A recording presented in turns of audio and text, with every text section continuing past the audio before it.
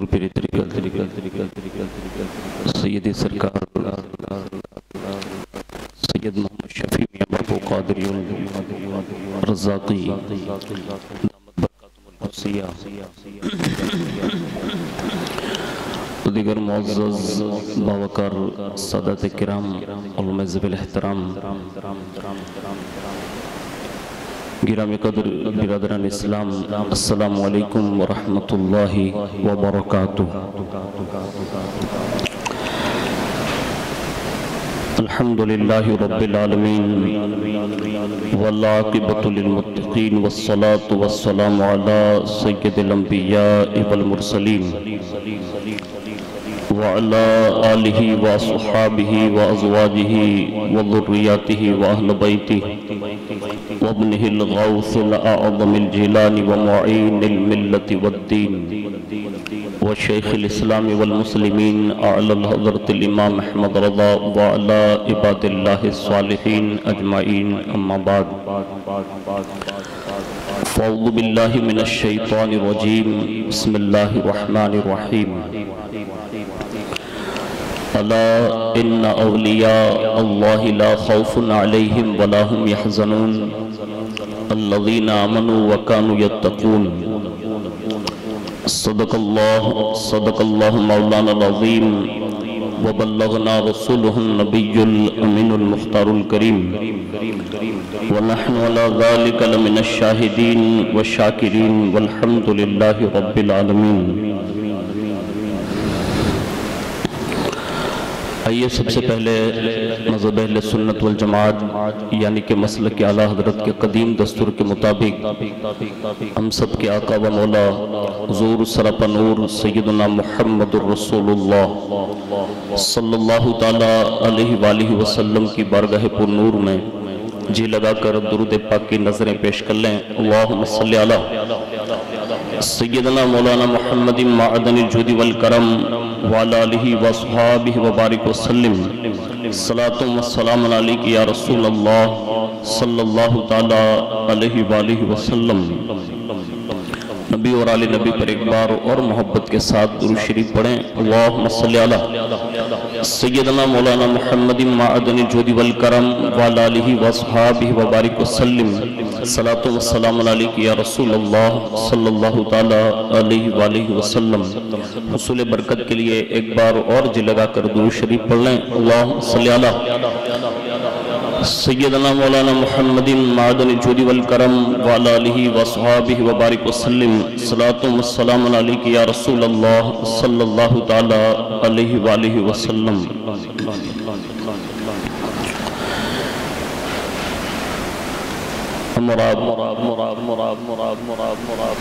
کائنات کی ایک عبقری شخصیت میری مراد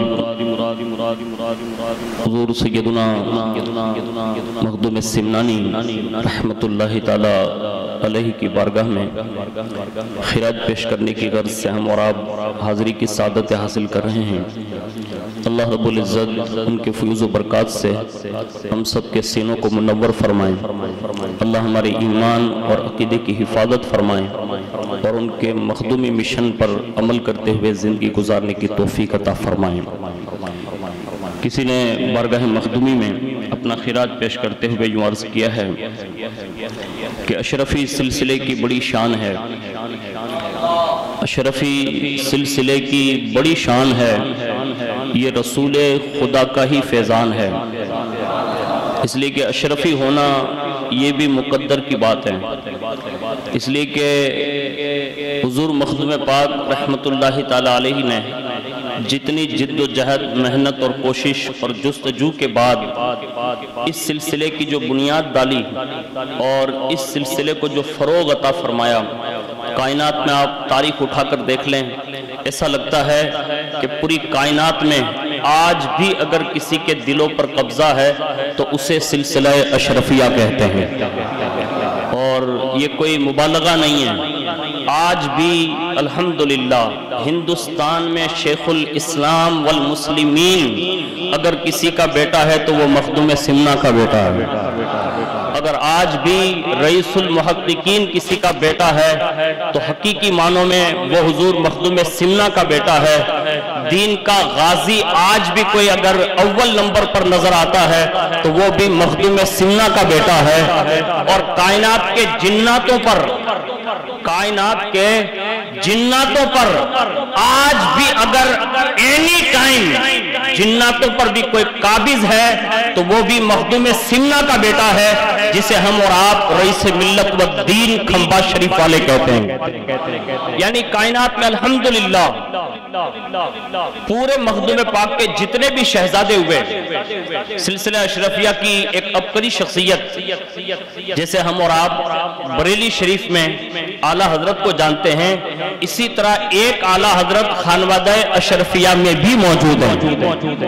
یہ ہماری اور آپ کی خوش بختی ہے اور اللہ اور اس کے رسول کا خاص کرم ہے کہ اللہ رب العزت نے ایسی بابرکت شخصیت کی بارگاہ میں ہمیں خراج پیش کرنے کے لیے سعادت عطا فرمائی، اور آپ سب بڑی محبت کے ساتھ حاضر ہیں۔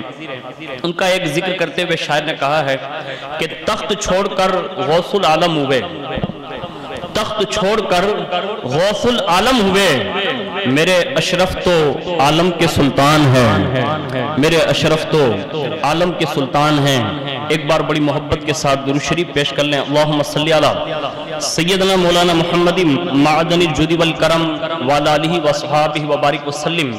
صلاۃ و سلام علیک یا رسول اللہ صلی اللہ تعالی علیہ وآلہ وسلم۔ مخدوم پاک رحمت اللہ تعالی علیہ کی ولادت باسعادت سن ہجری 688 یا 708 ہجری میں ہوئی۔ آپ کے والد و ماجد کا نام مبارک حضرت سلطان سید ابراہیم رحمت اللہ تعالی علیہ ہیں۔ یعنی ایک تو خانوادے کے طور پر بھی اور اللہ نے نظام حکومت بھی یعنی سلطانی بھی اگر کسی کو جاگیر میں عطا فرمائی ہے تو وہ مخدوم سمنانی علیہ رحمہ، یعنی پیدا ہوتے ہی بادشاہ کے بیٹے ہیں۔ تو سلطان ابراہیم رحمت اللہ تعالی علیہ کے صاحبزادے تھے، اور والدہ ماجدہ کا نام حضرت بی بی سیدہ خدیجہ رضی اللہ تبارک و تعالی عنہا تھی، جنہیں رابعہ ثانیہ کہا جاتا تھا، یعنی اپنے زمانے کی ولیہ تھی۔ اور آپ کی عمر شریف ٹوٹل حضرت مخدوم پاک رحمت اللہ تعالی علیہ کی روایتوں میں ہے کہ کم و بیش 100 سال یا ایک روایت کے مطابق 120 سال ہوئی، یعنی اتنا طویل عرصہ اس فرش گدی پر آپ نے بتایا۔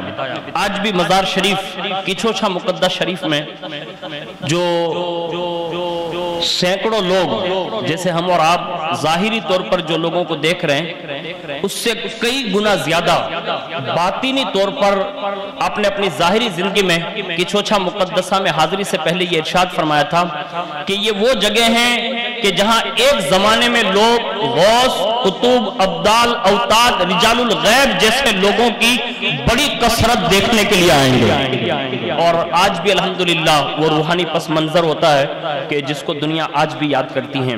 ہم انہی کی بارگاہ میں چند باتیں لے کر حاضر ہوئے ہیں۔ اللہ کرے ان کی سیرت مبارکہ میں سے اگر کوئی گوشہ ہمیں اور آپ کو پسند آ جائیں، اور ان کی زندگی میں جو انہوں نے عمل کر کے دکھایا، کما حق کہوں میں ایسا تو نہیں کر سکتے لیکن ان کے نقش قدم پر ضرور چل سکتے ہیں۔ پہلا یہ کہ حضرت سیدنا سلطان سید ابراہیم رحمت اللہ تعالی علیہ، اللہ تبارک و تعالیٰ نے انہیں آبا و اجداد میں جو سلطانی عطا فرمائی تھی، تو ایک زمانے میں آپ کے والد بزرگ بار سلطان الوقت بنے، اور آپ کے القابات میں یہ شامل ہے کہ سلطان السلاطین، یعنی اس زمانے کے بادشاہوں میں بھی کوئی سلطان وقت نظر آتے تھے تو وہ سید ابراہیم نظر آتے تھے، تو سلطان الوقت تھے۔ لیکن جتنی طاقت زیادہ تھی اس طاقت کے بلبوتے پر انہوں نے جو کام کیا نا وہ دین مصطفیٰ کا کام کیا۔ آج ہماری اور آپ کی سوچ پر جو کم ظرفی کی بنیاد پر یا غفلت کی بنیاد پر ہمیں اور آپ کو یہ سمجھ میں نہیں آ رہا ہے، حقیقت میں سید سلطان ابراہیم رحمت اللہ تعالی علیہ نے اپنے زمانے میں 1000 کے قریب یا 2000 کے قریب مدرسے قائم کیے، اور اس میں ہر مدرسے میں، ایک مدرسے میں نہیں، ہر مدرسے میں 2000 سے زائد بچے پڑھا کرتے تھے، یعنی جن کے مدرسے 2-2 ہزار یا 1-1 ہزار کی تعداد میں، اس میں بھی 2-2 ہزار بچے پتہ یہ دیا کہ اگر طاقت مل جائے نا تو اس طاقت کا یوز دین مصطفیٰ کے لیے کرنا چاہیے۔ تو ہمیں اور آپ کو یہ چاہیے کہ ہمیں اور آپ کو بھی اپنے علاقوں میں مدرسوں کی شروعات کرانی چاہیے، چھوٹے چھوٹے بچوں کی فکر کرتے ہوئے۔ یہ مخدوم پاک کے والد بزرگوار کا مشن تھا۔ اس کے سوا 2000 جلیل القدر علماء ہر وقت صاحب فتویٰ آپ کی بارگاہ میں رہتے تھے، یعنی جب بھی کوئی مسائل پیش آتے تو فوری طور پر ان علماء کی بارگاہ میں رجوع کیا جاتا اور وہ فیصلہ فرماتے۔ 2000 یہاں تک کہ آپ نے اس چیز کو اتنا فروغ دیا کہ دنیا کبھی اس کا تصور پیش نہیں کر سکتی۔ یعنی اس زمانے میں صرف آپ کے خاندان میں، یعنی جو آبا و اجداد سے وہ خاندان چلا رہا تھا، آپ کے خاندان در خاندان میں کئی 100 بچے اپنے زمانے کے مفتی بھی ہوتے، عالم بھی ہوتے، قاری بھی ہوتے اور حافظ بھی ہوتے۔ یعنی صرف یہ نہیں کہ عوامی سطح پر خالی غریب کے بچے حاصل کرتے، ایسا نہیں، یعنی یہ نور بخشی خاندان میں بھی بڑے علماء اور جید مفتیان اعظام گزرے ہیں۔ لیکن اللہ نے بڑی شہرت عطا فرمائی تھی، اور وہ سمنان کا وہ پس منظر جس میں آپ نے سلطان الوقت بن کر زندگی گزاری، اللہ رب العزت نے یکی بعد دیگرے آپ کو چند لڑکیاں عطا فرمائی۔ اب چند لڑکیوں کے بعد ایک مدت ہو گئی، کوئی اولاد نرینہ موجود نہ تھی، تو آپ کے دل میں ایک خیال گزرا اور اللہ تعالیٰ کے کرم پر نظر رکھتے ہوئے دعا کرتے رہے کہ اللہ کوئی بیٹا عطا فرمائے، اولاد دیں، اور بیٹا دیں تو کم از کم وہ میرا بچہ اس نظام کو آگے بڑھا سکیں۔ بس یہ آپ کی دلی دعا ہمیشہ رہتی تھی۔ ایک وقت کیا ہوا کہ رات میں سوئے، سر کی آنکھیں تو بند ہوئی، دل کی آنکھیں کھل گئی، اور انہوں نے کیا دیکھا عالم رؤیا میں کہ رسول اللہ صلی اللہ علیہ وسلم تشریف فرما ہیں، حضور تشریف لائے، اور رسول اللہ صلی اللہ علیہ وسلم کی زیارت سے جب مشرف ہوئے تو آپ نے نہایت ادب و احترام سے حضور صلی اللہ علیہ وسلم کی قدم بوسی کا شرف حاصل کیا۔ اللہ کے پیارے حبیب صلی اللہ علیہ وسلم مسکرائے، اور ان کا مسکرانا بریلی کا امام کہتا ہے کہ جن کی تسکی سے روتے ہوئے ہنس پڑے، اس تبسم کی عادت پہ لاکھوں سلام۔ بس حضور مسکرائے، مسکرا کر ارشاد فرمایا، کہا میرے بیٹے ابراہیم، تم کو میں دیکھ رہا ہوں کہ تم تھوڑے تردد میں ہو، کیا اولاد کی خواہش ہے؟ اپنے ادب کے ساتھ عرض کی کہ حضور اگر فرزند عطا ہو جائیں تو یہ کمال عنایت ہوگی۔ پتہ یہ چلا نعرہ تکبیر، نعرہ رسالت، نبی رہے حضور شفیق ملت۔ ادھر تشریف نہ ادھر تشریف، ایک مرتبہ درود شریف پڑھ لیں۔ اللہم صلی علی سیدنا مولانا محمد معدن الجود والکرم وعلی آلہ وصحابہ وبارک وسلم، صلاۃ و سلام علیک یا رسول اللہ صلی اللہ تعالی علیہ وآلہ وسلم۔ تو میں یہ عرض کر رہا تھا کہ انہوں نے حضور کی بارگاہ میں ادباً عرض کیا کہ حضور اگر فرزند عطا ہو جائیں تو کمال عنایت ہوگی۔ حضور صلی اللہ علیہ وسلم نے ارشاد فرمایا کہ سید اللہ تعالیٰ تم کو ایک نہیں 2 بیٹے عطا فرمائے گا۔ 2 بیٹوں کی بشارت دی اور فرمایا سید سلطان ابراہیم ایک بیٹے کا نام اشرف رکھنا، دوسرے بیٹے کا نام محمد عارف رکھنا، لیکن تمہارا جو پہلا بیٹا اشرف ہوگا، کہا ہاں، کہا وہ صرف ظاہری سلطان نہیں ہوگا، کہا تو، کہا وہ ظاہری باطنی وقت کا سلطان وقت ہوگا۔ یعنی یہ دونوں دنیا میں کام کرے گا، یعنی ظاہر پر بھی کام کرے گا اور باطن پر بھی کام کرے گا، یعنی عالم روحانیت پر بھی کام کرے گا۔ حضور نے یہ بشارت عطا فرمائی، اور اس کے بعد حضور صلی اللہ علیہ وسلم تشریف لے گئے۔ بڑی خوشی کی امتحان رہی، اور اس کے بعد لکھتے ہیں کہ حضرت سید ابراہیم رحمت اللہ تعالیٰ علیہ کی جو بیوی صاحبہ تھی، جن کا نام بیوی سیدہ خدیجہ تھا، ان کو سلطان بیگم کے نام سے یاد کیا جاتا تھا۔ ان کو بھی یہ خواہش، تو ظاہر سی بات ہے عورتوں کو زیادہ خواہش ہوتی ہے کہ اولاد میں بیٹے جلدی ہوں، تو ان کو بھی یہ خواب میں بشارت دی گئی۔ فرمایا گیا کہ آپ بھی تہجد گزار تھی، اور مصلی پر جیسے ہی آپ تشریف فرما ہوئی تو وہ فرماتی ہیں کہ مجھے میرے جد امجد حضرت سیدنا خواجہ سید احمد یسوی رحمت اللہ تعالی علیہ کا دیدار ہوا، اور حضرت خواجہ سید احمد یسوی نے جو حضرت سیدنا خواجہ یوسف ہمدانی کے مرید اور خلیفہ تھے، بڑے کمال کے ساتھ بشارت دیتے ہوئے فرمایا بیٹی تو کیوں بے قرار ہوتی ہے؟ مبارک ہو، تیرے بطن سے ایک بیٹا پیدا ہوگا جو وقت کا آفتاب ولایت ہوگا، یعنی ولیوں کے اندر چاند اور سورج کی مانند ہوگا۔ انہوں نے بھی بشارت دی۔ جب صبح ہوئی نا تو سلطان بیگم یعنی سیدہ بی بی خدیجہ نے اپنے شوہر نامدار سلطان ابراہیم رحمت اللہ تعالی علیہ سے یہ سارا خواب بیان کیا۔ انہوں نے اپنا خواب بیان کیا اور شکر کے سجدے کیے، اور اسی انداز میں ایک مرتبہ آپ اپنی بیگم کے ساتھ اپنے خاص حجرے میں تشریف فرمائیں۔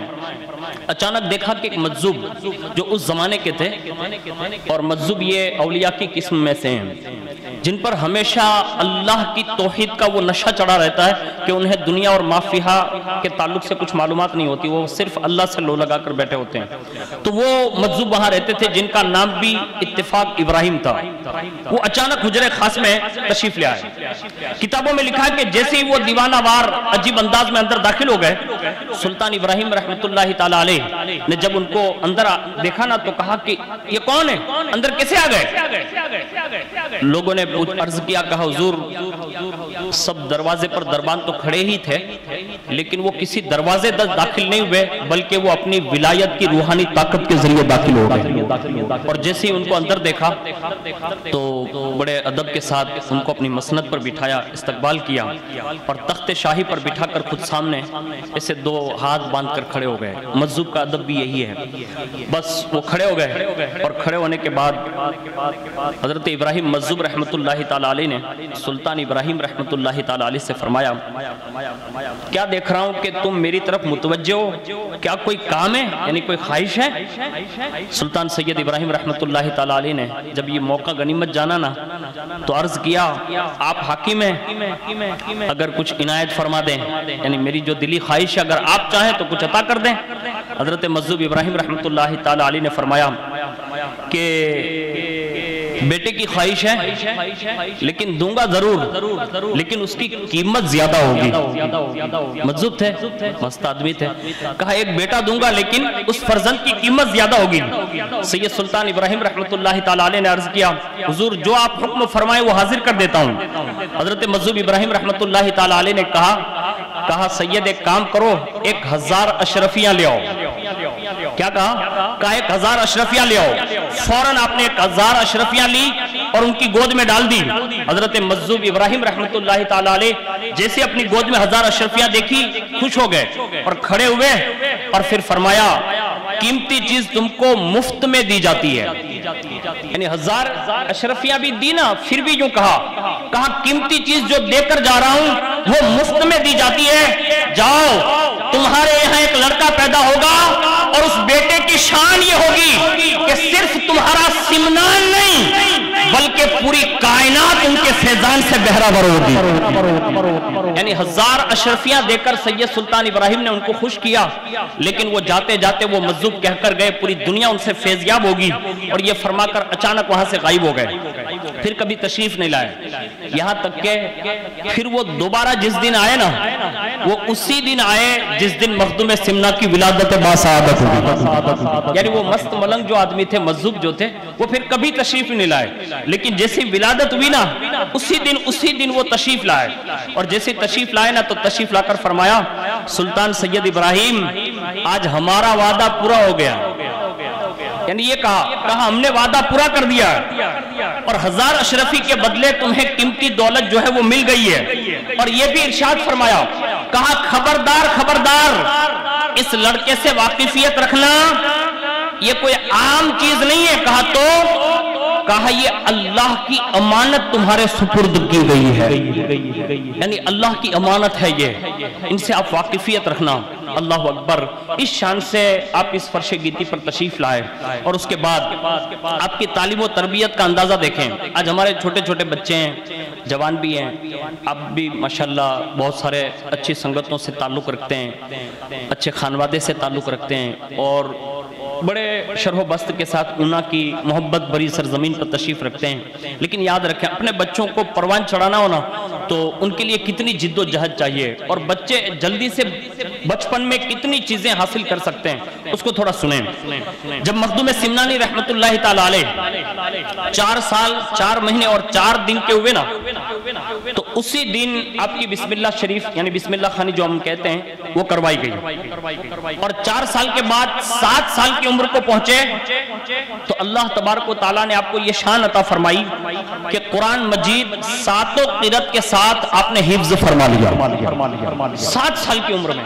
یعنی مخدوم پاک کا بچپن ہمیں یہ دعوت دیتا ہے کہ اگر ہم نے بچوں پر دھیان دیا اور بچوں پر توجہ دی تو ہمارا بچہ بچپن میں ہی ایسی ساری نعمتوں سے سرفراز ہو سکتا ہے۔ لیکن ہمارے یہاں بہت کم لوگ ایسے ہوں گے جو بچپن سے بچوں کو مطلب گائیڈ کرتے ہوں، اس لیے ہمیں اور آپ کو چاہیے کہ اپنے بچوں کے حوالے سے احساس مند رہیں، اس لیے کہ ان کا بچپنا جو 7 سال کا ہوتا ہے نا، خاص کر کے حدیث شریف کا مفہوم ہے کہ جب 7 سال کا بچہ ہو جائے تو نماز کی ترغیب دلاؤ، 10 سال کا ہو جائے تو فرمایا مار کر پڑھاؤ۔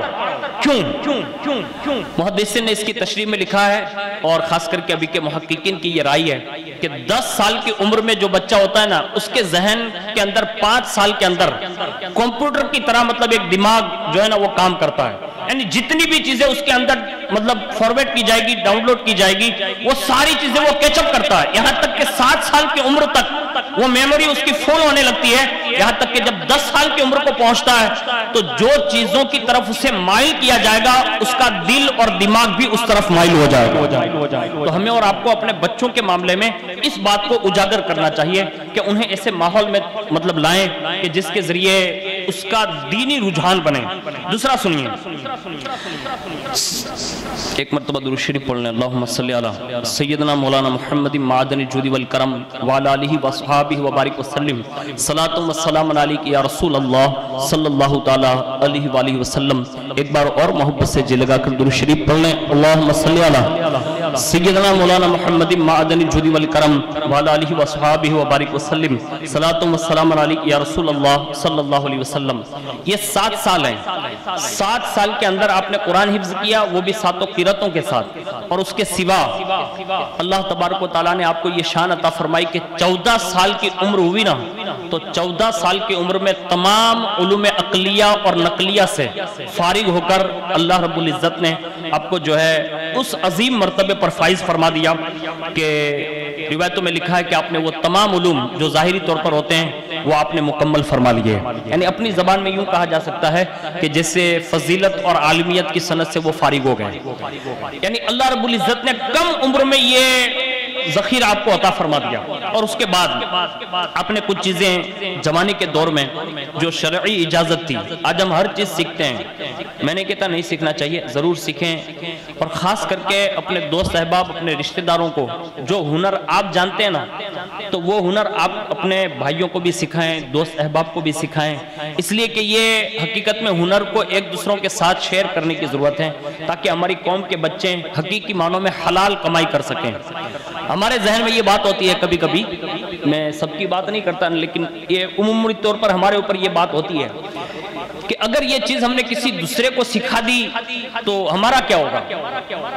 تو میں آپ کو ایک چھوٹی سی مثال دیتا ہوں کہ بھئی دارالعلوم شمس تبریز میں ہم لوگ اتنے سالوں سے ہیں، کئی بچے فارغ ہوئے، قرات کلاس بھی کیا، عالم کلاس بھی کیا، تو کیا ہم لوگوں کے اس میں کمی آ گئی؟ نہیں۔ اور یہ بچے تو وہ ہیں کہ جو مطلب گنے چنے بچے آتے ہیں، لیکن اس کے باوجود بھی بڑی کثرت ہے پڑھنے والوں کی بھی، لیکن اس میں کوئی چیز ہمارے اس میں کمی نہیں ہوگی، بلکہ اللہ نے ہمارے علموں میں ان کی وجہ سے اور برکت عطا فرما دی۔ تو ہم اور آپ کبھی کبھی یہ تصور کرتے ہیں کہ یہ بندہ مجھ سے یہ سیکھ جائے گا، یہ بندہ مجھ سے یہ سیکھ جائے گا، تو میرا کیا ہوگا؟ یہ کبھی تصور نہ کریں۔ قوم کے چھوٹے چھوٹے بچوں سے لے کر جوانوں تک انہیں حلال رزق کی طرف آمادہ کریں، اس لیے کہ حلال روزی جب ہماری قوم کھائے گی نا تو پھر اس میں غیرت پیدا ہوگی، اور جب غیرت پیدا ہوگی نا تو ایمان مضبوط ہوگا، عقیدہ ٹھوس ہوگا، اور جب اس کا ایمان اور عقیدہ مضبوط ہوگا نا تو پھر وہ اللہ اور اس کے رسول کی طرف کشاں آنے کی کوشش بھی کرے گا۔ اور یہ بزرگوں کا طرز عمل رہا ہے اور انہوں نے یہ کیا بھی۔ لیکن جائز چیزوں میں جو کام کچھ ہمارے دین نے اس کی اجازت دی ہے، جیسا کہ گھوڑ سواری، اب یہ کھیل ہے، ہمارے یہاں جو کھیل سیکھے جاتے ہیں تو بڑی کثرت کے ساتھ آج حرام کی طرف ہمارا رجحان ہے۔ اور لوگ اسی میں مطلب ملوث ہو گئے اور اس میں مطلب ہم نے توجہ نہیں دی، حالانکہ یہ جو گناہ وہ گناہ ہی ہے، وہ کسی بھی صورت میں ہوگا۔ تو آپ نے اپنے زمانے میں یعنی مخدوم پاک رحمت اللہ تعالیٰ علیہ نے حدیث شریف میں جو 3 کھیل ارشاد فرمائے نا، اس میں سے آپ نے ایک سپاہ گیری سیکھی، تیر اندازی سیکھی، یعنی اس انداز میں اس زمانے میں جو بادشاہ لوگ شکار کے لیے جاتے تو آپ نے یہ ساری چیزیں، گھوڑ سواری، کیونکہ سلطان الوقت کے بیٹے تھے اور لشکر کشی بھی اس زمانے میں ہوتی تھی، تو اس اعتبار سے آپ نے یہ چیزیں سیکھی جو وقت کی ضرورت تھی۔ اور اس کے بعد اللہ تبارک و تعالیٰ نے بچپن سے جو آپ کو ایک خوبی عطا فرمائی تھی، ہمیں اور آپ کو بھی اپنے دلوں پر یہ بات عائد کرنی چاہیے۔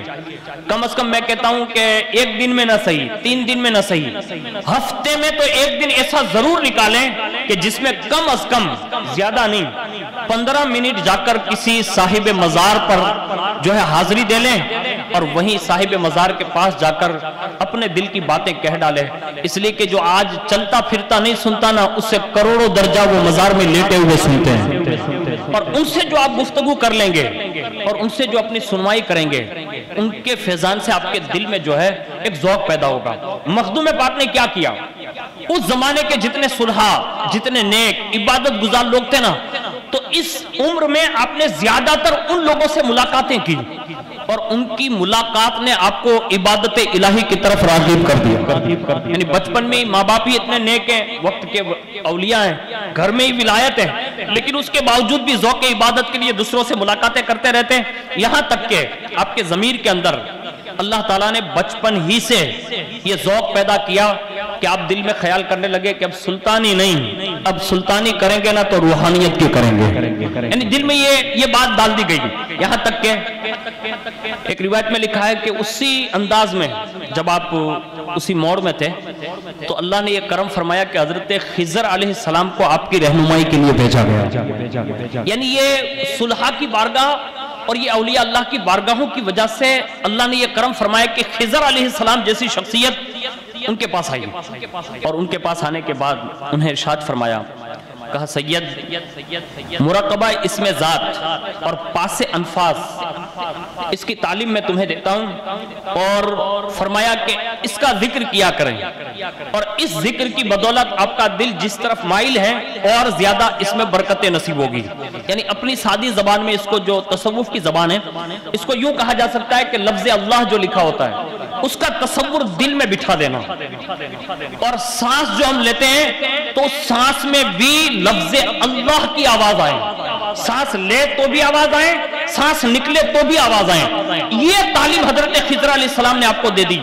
چند روز ہوئے نا تو رب نے پھر کرم فرمایا، کہا خضر نے تو مراقبے کا ذات اسمی باری تعالیٰ کا تو وہ جو ہے پاس انفاس تو دیا ہے، تعلیم دی ہے، لیکن حضرت کبار تابعین میں سے جو مولا کائنات کی صحبت یافتہ ہیں، اللہ اکبر، مولا کائنات سے ان کی ملاقات ہے، فاروق اعظم کی ملاقات ہے، اور دور رسول نبی صلی اللہ علیہ وسلم کا حصہ ضرور پایا لیکن ملاقات مطلب نہیں کی۔ اتنی بڑی شخصیت حضرت اویس کرنی رضی اللہ تعالیٰ عنہ کو بھیجا، کہا تم بھی جا کر سید اشرف کی تعلیم کے لیے چلے جاؤ، تو ان کی تربیت کے لیے انہیں بھیجا گیا، اور جیسے وہ تشریف لائے تو سلسلہ اویسیہ کے جتنے اذکار تھے یعنی ذکر جو تھے وہ عطا فرمائے۔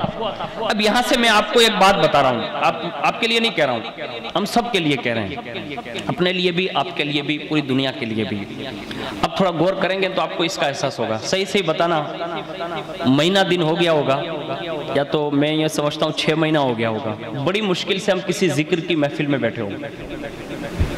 آپ خود احتساب کریں، میں اپنی بات بتا رہا ہوں، کئی مہینے ہو گئے، یعنی وہ ذکر الہی جو کرتے ہیں نا، اللہ اللہ، ایسی محفلیں ہمیں نہیں میسر ہے یار۔ یعنی اللہ کا نام جو حقیقت میں دل پہ اثر کارک ہوتا ہے نا، وہ ذکر کی محفل ہے۔ آج ہم اس سے محروم ہو گئے۔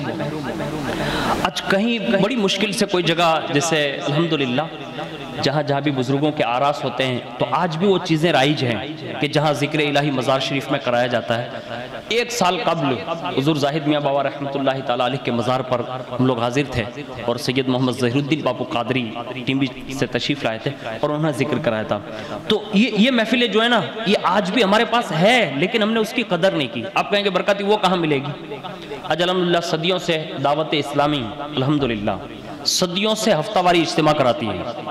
یہ کیا ہے؟ یہ ذکر الہی، یہ مخدوم پاک کا فیضان ہی ہے. ہمیں اور آپ کو چاہیے کہ کبھی وقت ملے، اللہ توفیق دیں، جایا کریں، اس لیے کہ ہمارا اور آپ کا مشن یہ ہونا چاہیے کہ ہمارے بزرگوں نے جو کام کیا نا اس کو ہمیں کرنا ہوگا. اور اگر آپ کہیں اجتماع میں نہیں جا سکتے، کہیں مسجد میں نماز پڑھنے کے لیے جا رہے ہیں یا مزار شریف پر حاضری دے رہے ہیں، وہیں بیٹھ کے 100 مرتبہ ذکر الہی زور سے ضرب لگا کر اب ذکر الہی کر کے دیکھیں. اس کی اتنی بڑی برکت ہے، میں نے اپنے مشائخ حضور رئیس ملت و دین سے سنا ہے کہ اگر ذکر صحیح معنوں میں خلوص و للہیت کے ساتھ کیا جائے نا تو دل کے سارے حجابات ٹوٹ سکتے ہیں، یعنی ہٹ سکتے ہیں وہ حجابات. اور دل صاف کرنے کا سب سے بہترین اگر کوئی آلہ کار ہے نا تو وہ ذکر الہی ہے. اور ہمارے اسلاف نے جو پوری جنگلوں میں حق ہو کے جو نعرے لگائے نا وہ ایسے ہی نہیں تھے، بلکہ ان کے دل کے وہ صاف اور وہ روشن آئینہ بن گئے کہ پھر ان کے سامنے آنے والا جیسے ہی وہ سامنے بیٹھ جاتا ایک نگاہ پڑتی، دل کی وہ روحانی کرن پڑتی تھی، وہی بیٹھے بیٹھے ولایت کی منزلیں طے کروا دی جاتی، کیونکہ ان کے دل جو ہے نا وہ صاف ہو جاتے تھے. انہی میں سے آپ نے ذکر الہی میں مداومت اختیار کر لی، یہاں تک کہ جب 15 سال کی عمر ہوئی تو فرمایا گیا کہ آپ کے والد بزرگوار کا انتقال ہو گیا اور آپ نے تخت سمنان پر آپ براجمان ہوئے. اور اس زمانے میں جو سکہ بھی چلتا تھا نا تو آپ کو سن کر حیرت ہوگی کہ اس زمانے کا سکہ بھی مخدوم سمنانی علیہ رحمہ کے خاندان کا چلتا تھا، یعنی یہ سکہ رائج تھا آپ کے نام سے، یہ سکے رائج ہوتے تھے. تو آپ کو تخت سلطانی پر سمنانی پر براجمان ہونے کا موقع ملا. ایک زمانے تک آپ نے عدل سے کام لیا، یعنی بادشاہ بنے ظاہری طور پر، جو آپ کے والد بزرگوار کے وصال پر آپ کو ورثے میں ملی سلطانی، بادشاہ بنے. اب مجھے بتاؤ، صدیاں بیت گئی نا مخدوم سمنانی کی سلطانی کو، صدیاں بیت گئی ہے. دل کھول کر بتانا، صحیح بتانا، صدیوں کے بعد بھی خانوادہ اشرفیہ کا چھوٹا سا بھی بچہ آج بھی تاج اشرفی پہن کر نکلتا ہے نا تو دیکھ کر لوگ یہ کہتے ہیں کہ وقت کا سلطان لگتا ہے. میں کہتا ہوں کیوں لگتا ہے؟ یہ آبا و اجداد نے جو قربانی دی ہے نا، اور پھر وہ سلطانی تو کی سالوں تک، اور سالوں تک سلطانی کرنے کے بعد دل میں یہ خیال آیا کہ میرا جو روٹ ہے، یعنی مجھے جس طرف جانا ہے، یہ اس میں رہتے ہوئے تو یہ کام نہیں ہو پائے گا. یعنی دل میں یہ خیال گزرا، اللہ اکبر. یہ خیال گزرتے ہی دوسری بار حضرت خضر علیہ السلام نے سلطان ہونے کے وقت میں حاضری دی، دوسری بار، اور فرمایا سید. کہا کیا؟ کہا کچھ دنوں کے لیے تخت شاہی پر رہیں، اس کے بعد جو مناسب ہوگا وہ دیکھا جائے گا. یعنی اشارہ کیا کہ اب تمہیں یہاں ہمیشہ یہ سلطانی نہیں کرنی ہے، تمہیں تو وہ سلطانی کرنی ہے، اشارہ کیا. اور اس کے بعد مخدوم سمنا علیہ رحمہ نے اس سلطانی سے ہٹ کر، یعنی ظاہری سلطانی سے ہٹ کر جو باطنی سلطانی فرمائی ہے، اللہ اکبر. آپ اندازہ نہیں لگا سکتے. میں ایک واقعہ پیش کر کے اپنی گفتگو ختم کر دوں جس سے آپ اندازہ لگا سکتے ہیں کہ پھر انہوں نے کتنی منزلیں طے کی ہوگی اور کتنا عروج پایا ہوگا.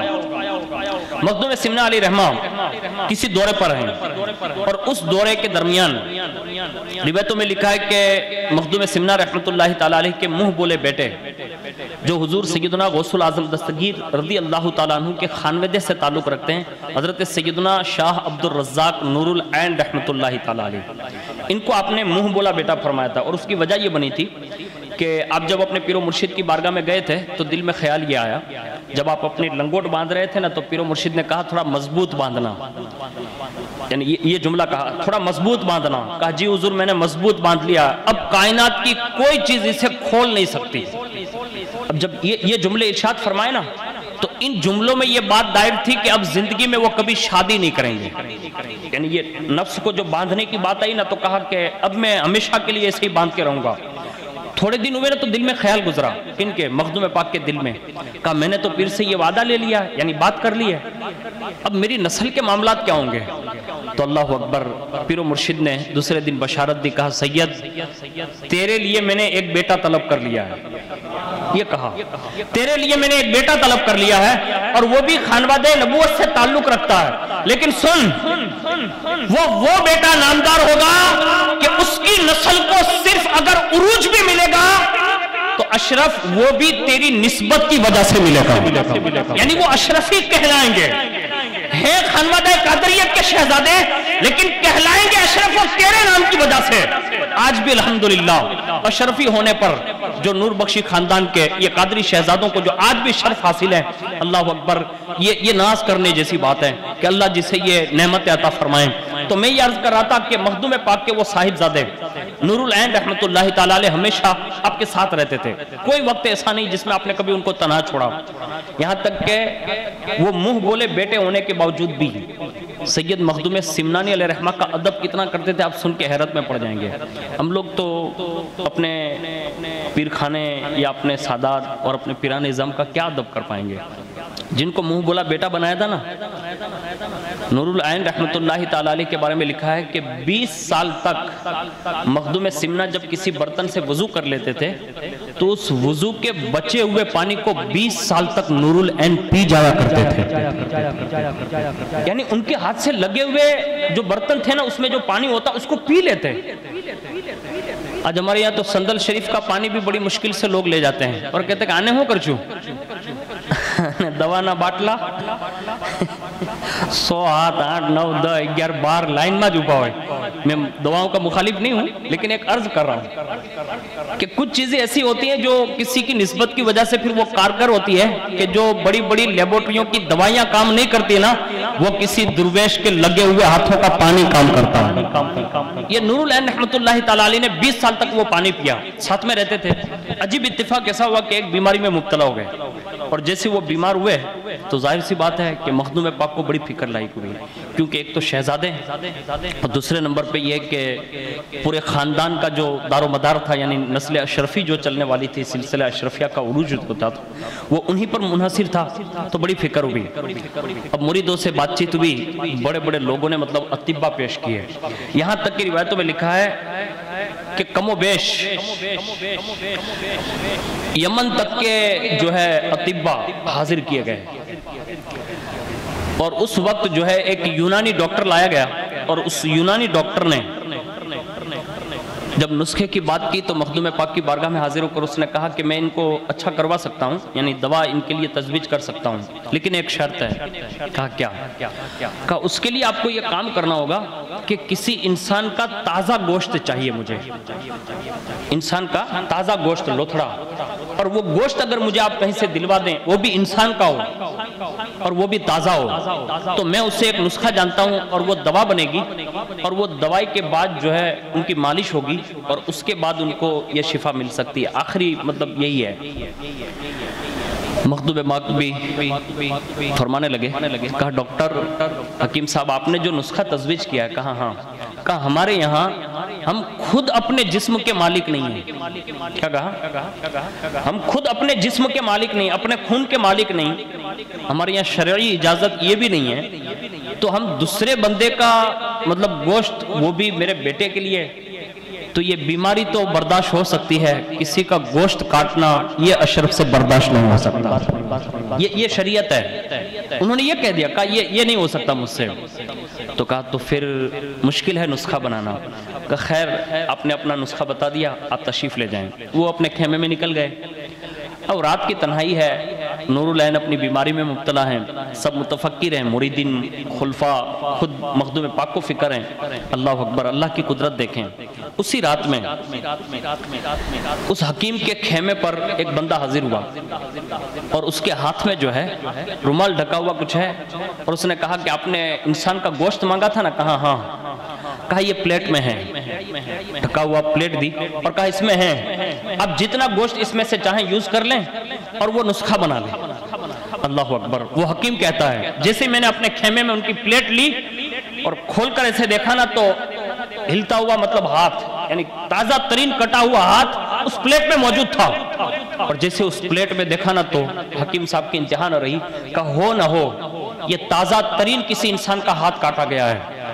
بڑا تعجب بھی ہوا کہ ان کے ماننے والوں میں ایسے بھی لوگ رہتے ہیں کہ جو اپنے پیر و مرشد کے بیٹے کے لیے اتنی بڑی قربانی دے سکتے ہیں۔ بس خیر ڈاکٹر صاحب کا کام تھا، انہوں نے کر لیا، اور جیسے ہی رات کے اس آدھے پونے حصے میں مخدوم پاک رحمۃ اللہ تعالی علیہ کے صاحبزادے کے لیے وہ مالش کا تیل بنا کر لے آئے اور مالش کر دی۔ جب صبح میں مخدوم پاک کا دربار لگا اور سارے مریدین، معتقدین، خلفاء سب لوگ آ گئے، تو کیا دیکھا لوگوں نے کہ پہلی صف میں نور العین جلوہ فکن ہے۔ جیسے ہی مخدوم پاک کی نظر گئی تو فرمایا سید شفا مل گئی؟ کہاں، وہ ڈاکٹر صاحب نے جو ہے وہ علاج معالجہ کیا اور اللہ نے شفا دے دی۔ کہا اچھا۔ حاکم کو بلایا، یعنی حکیم کو، اور بلا کر کہا کہ آپ کو گوشت تو ملا نہیں تھا کل؟ کہا ہاں۔ کہا پھر آپ نے دوا کیسے بنائی اور میرا بیٹا شفایاب کیسے ہو گیا؟ اللہ اکبر۔ اس وقت اس حکیم نے ایک جملہ کہا تھا، سننے کے قابل ہے۔ کہا کہ مجھے تو نہیں پتا، لیکن رات کی تنہائیوں میں میرے پاس ایک بندہ آیا تھا اور اس نے جو ہے کسی کا کٹا ہوا ہاتھ دیا تھا، اور اس ہاتھ کا گوشت میں نے جو ہے اس نسخے میں استعمال کیا اور انہیں شفا ہو گئی۔ اللہ اکبر۔ جیسے ہی مخدوم پاک نے یہ سنا نا کہ کسی کا کٹا ہوا ہاتھ ملا تھا، اب مرید تو سب ساتھ میں تھے، آج ہم اور آپ بھی مرید ہیں سب، لیکن پیر کی بات پر اشاروں کنایوں سے بھی پہلے اگر کوئی اپنی قربانی پیش کر دینا تو یہی ارادت مندی ہے، ورنہ خالی نام کے مرید ہونے سے کوئی فرق نہیں پڑتا۔ سنیں، اس وقت مخدوم پاک نے جب یہ سنانے کہ کسی بندے نے رات کی تنہائی میں اپنا ہاتھ کاٹ کر دیا ہے، اسی جگہ پر ارشاد فرمایا ہو نہ ہو یہ کام اگر کوئی کر سکتا ہے نا تو وہ محمد رومی کر سکتا ہے۔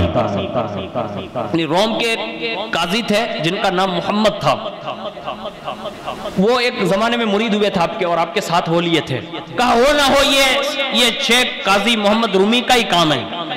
جیسے ایک نظر ڈالی نا تو محمد رومی غائب تھے۔ کہا رومی کہاں ہے؟ کہا حضور وہ اپنے خیمے میں۔ کہا اٹھا کر لے آؤ۔ جیسے لوگ گئے نا تو ہاتھ رات میں کاٹ ڈالے تھے تو خون زیادہ بہ گیا تھا، بالکل بیمار کی طرح، مطلب بستر پر لیٹ گئے تھے، کافی خون بہ چکا تھا۔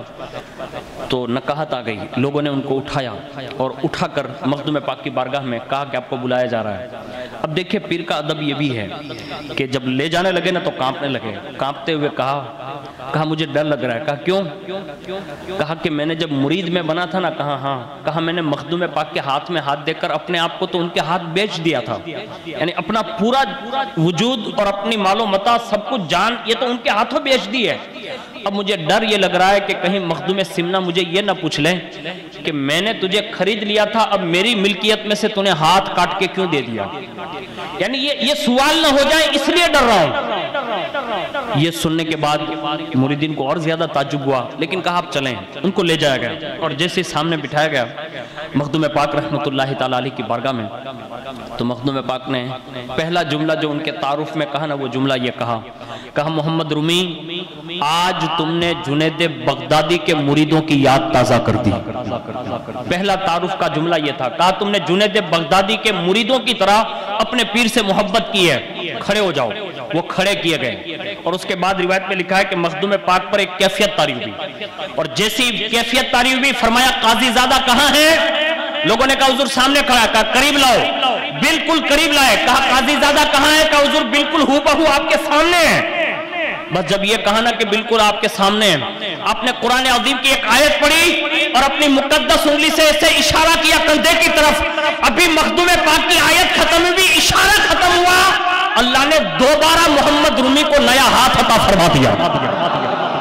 اسی وقت ہاتھ آ گیا، لوگوں کو دیکھ کر مطلب ایک نعرے لگے، شور بپا ہوا، اور اس کے بعد حضرت مخدوم پاک رحمت اللہ تعالی علیہ کی کیفیت جو ہے بحال ہوئی، اور لوگوں نے پھر یہ چرچا کیا، کہا مخدوم پاک کو اللہ نے ولایت عیسوی عطا فرمائی ہے، یعنی اس انداز میں آپ نے تصرف فرمایا کہ آج ٹیکنالوجی مطلب ترقی کر گئی، پھر بھی کما حق کہوں ایسا ہاتھ تو نہیں بنا سکتی، یعنی نقلی ہاتھ بنتا ہے، پیر بنتا ہے، آنکھ بنتی ہے، لیکن کما حق کہوں ایسا نہیں بنتا، لیکن میرا سید اشرف اگر چاہے نا تو حقیقی دوبارہ ہاتھ عطا فرما دیتا ہے۔ تو یہ ان کی ولایتیں ہیں، یہ ان کا روحانی طاقت ہیں، حقیقی معنوں میں ان کی سلطانیت یہی ہے جس سے آج پوری دنیا فائدہ اٹھا رہی ہے۔ آپ بھی سب ان کے جشن میں حاضر ہیں، دل کے ارادے مضبوط کر لیں، نیتیں اچھی کر لیں اور ان کی بارگاہ میں رجوع کریں۔ اللہ سے امید ہے کہ اللہ ان کے صدق و توسل سے انشاءاللہ دنیا میں بھی ہم سب کو کامیابی عطا فرمائے اور آخرت میں بھی سرخ روئی سے دو بالا فرمائے، آمین یا رب العالمین۔